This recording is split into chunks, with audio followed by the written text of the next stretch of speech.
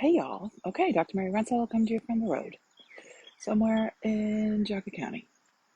I don't even know the name of the street.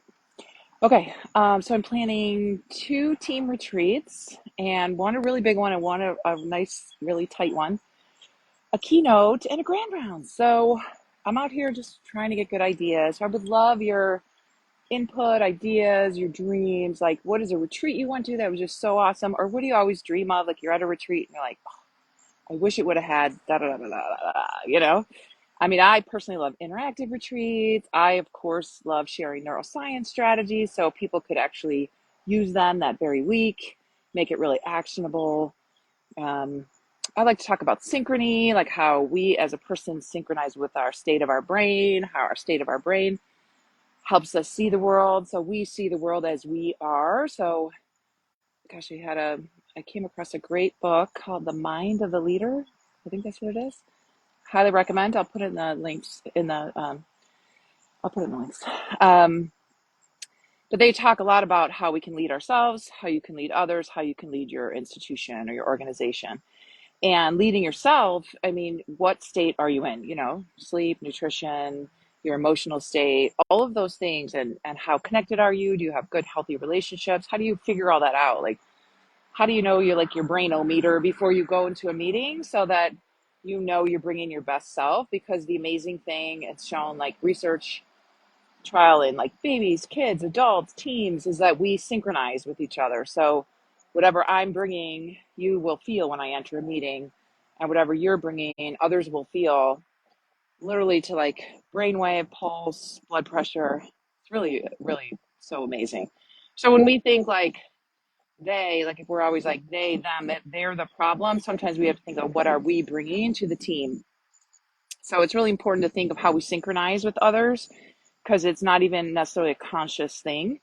And we also start like adopting behaviors of people we're around. So that's the other thing I was just teaching the residents last week is if you want to network in a lazy way and you want to meet people or start new behaviors, just hang out with people that already do that. So if someone's really good at networking, hang out with that person because we assume the behaviors of others that we hang out with. Something to remind my son is he goes to college this Friday, you know, so it's like our behaviors are contagious and we synchronize. So if we're hanging around with people that don't have the same values or energy or life goals, then it'll change our own, you know. So it's really important to know that we synchronize with each other. So I think that's a huge thing when you're putting a big team because the one retreat is like 200 people. So think of all the different energy and ideas and mental states, even if we're just talking about rest or nutrition or, you know, people with sick kids or parents they're concerned about or children, teens they're worried about. Like people will bring so much to that retreat, their levels, their brainometer, you know, kind of where they are. So I like to call it like brain priming. It's kind of like how we meal prep.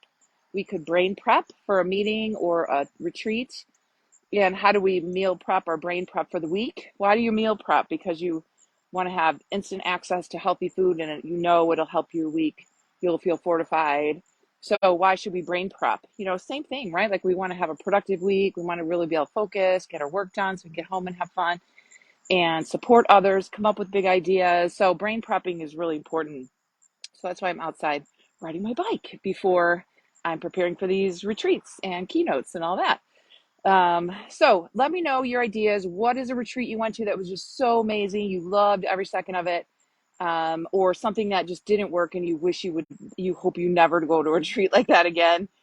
So best retreat ideas, worst retreat ideas. I'm open for all of them. Feel free to DM me.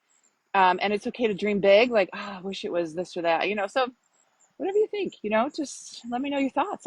I would love to learn from you. Okay, have a great day and tell me about your favorite retreat or your worst retreat or just an okay retreat because it included this or this, but that you wish they had more of something else. Thanks, guys.